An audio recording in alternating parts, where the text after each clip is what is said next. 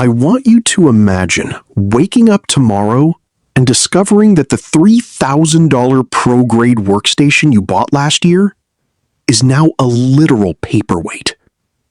All because a server in Cupertino or Mountain View simply stopped responding. You see, we've been conditioned to accept the glitch as a minor inconvenience, right? Firm. But what I'm talking about here is something far more systemic. Measured. It's the quiet transition from being owners to becoming mere tenants of our own technology. Technical, precise. Today, your high-end gadgets are fundamentally tethered to an invisible umbilical cord, the API. And look, that cord can be severed at any moment by a corporate whim or a server migration. Warning. We're standing on the edge of a property rights cliff, and most of us haven't even looked down yet. Reflective. Think back to 20 years ago. I mean, if you bought a stereo, a camera, or a laptop, that object was yours. Analytical. It existed in a vacuum. Direct. It didn't need permission from a data center in Virginia just to function. Cold. Cynical. But today, we live in the era of the remote kill switch. Knowing. Silicon Valley realized that selling you a product once is a terrible business model, compared to selling you a permission slip that they can revoke whenever the quarterly earnings look a bit thin. Clean. Tech forward. I see this most clearly in the smart home space, but it's bleeding into everything. Explanatory. Think of it like this. Imagine if the front door to your house required a digital handshake with a server in Seattle every single time you turn the key.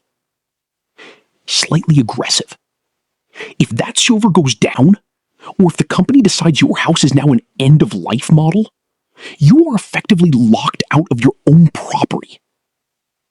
It sounds hyperbolic, I know, until you look at the graveyard of high-end fitness bikes and smart hubs currently gathering dust because a startup went bust, or a tech giant decided the cloud costs simply weren't worth the overhead anymore. Deep. Authoritative.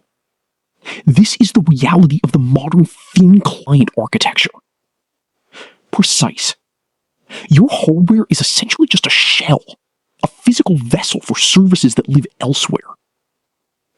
When you buy a gadget today, you aren't buying a tool. You are buying a point of access. And that access is contingent on you agreeing to terms of service that change whilst you sleep, and a software handshake that can be withdrawn without a single day of notice. Awestruck, but dark. It is quite literally the most brilliant heist in the history of consumerism. Direct. Punchy. They took our money, gave us the plastic, and kept the soul of the machine for themselves. We are witnessing the death of the autonomous object. And the scary part is, we paid for the privilege. Cold. Authoritative. We were sold a dream. The dream of the frictionless ecosystem. It sounded brilliant, right?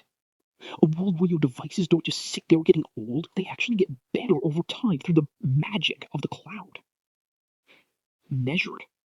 Analytical. This was the marketing masterstroke. The pivot from software as a service to something far more insidious. Hardware as a service. You see, while you were distracted by the convenience of seamless updates, the tech giants were busy hollowing out the architecture of your gadgets. Sleek. Descriptive. Think about your new smartphone or that high-end smart speaker. On the surface, it's a masterpiece of industrial design. Cynical. It's increasingly becoming what I call incarnate. It's a huge, expensive shell that packed in lots of oily return. Even with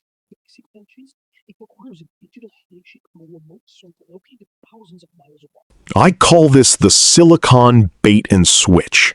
You pay a premium price for the physical atoms, the glass, the aluminum, the silicon, but the companies? They hold the bits hostage. It is quite literally a hostage situation right in your living room. If you stop paying that monthly subscription, or if the manufacturer decides to sunset the hardware to push you toward the next model, those atoms you supposedly own become functionally useless. You're left holding a bloody massive paperweight designed to fail the moment that umbilical cord to the corporate server is cut. That's a daunting reality, because it means your property isn't actually yours. It's a temporary loan masquerading as a purchase. You are essentially paying for the privilege of being a tenant in your own digital life. But as bad as it is to lose a smart speaker or a pair of headphones, there is a much darker side to this architecture, and it begins the moment we look at the software that governs our very movements. Look, the technical reality of this shift is actually more daunting than you might realize. It is an invisible wall built right into the silicon itself. We are looking at the architecture of planned obsolescence here, and it is far more sophisticated than a battery simply losing its charge after 2 years. This is a deliberate engineering choice, a way to ensure your hardware has a hard expiration date. I mean, take a concept like part pairing. In a sane world, if your screen breaks, you buy a replacement and swap it out, right? But in the modern Silicon Valley playbook, every single component is serialized. Your screen, your battery, even the tiny sensors for your camera are cryptographically signed to your specific motherboard. When you try to swap a part, the system performs a digital handshake with a corporate server. If that server does not give the green light, the part is rejected. The camera will not focus. The biometric sensors are disabled. The device, quite literally, rejects its own organs. This turns the very act of fixing something you bought into a digital felony. You no longer own a gadget. You see, you own a bundle of encrypted parts that are only permitted to function whilst the manufacturer allows it. It is a brilliant way to kill the secondary market and the very concept of the tech heirloom. You cannot pass down a device to the next generation if its functionality is tethered to a server that might be turned off in 5 years. And now, we are seeing a subscription tax creeping into a physical reality. It is an absurd scenario where you pay for the hardware, but you have to pay again to use it. Think about BMW charging a monthly fee for heated seats that are already physically installed in the car you just bought. Or HP digitally bricking a printer you own simply because you have the audacity to use third-party ink. These companies have turned you into a permanent tenant in your own life. Every component, from the display to the logic board, is part of a system designed to enforce a cycle of perpetual debt. When you are forbidden from repairing your own property, the concept of ownership becomes a facade. But look, that is not even the craziest part of this transition. Because whilst they are locking down the hardware, there is an even more aggressive shift happening in the software. A shift that dictates exactly where you can go and what you can do. This shift marks the beginning of digital serfdom. It sounds like a bit of a stretch, you know? But look, think about your daily setup. You're likely using a machine you cannot open, running software you do not own, and storing your entire life's work on a cloud you can't even see. We've transitioned from being users to being digital serfs. We've traded our agency for a polished interface and that dopamine hit of a seamless sync across our devices. It's brilliant engineering, quite literally. But make no mistake, it's a velvet-lined trap. As working professionals, you and I have to look past the marketing and ask the difficult question. Is the convenience really worth the total surrender of our property rights?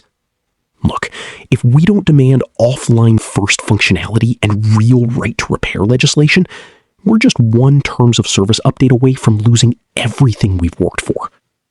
See, whilst the cloud feels infinite, it's actually incredibly fragile.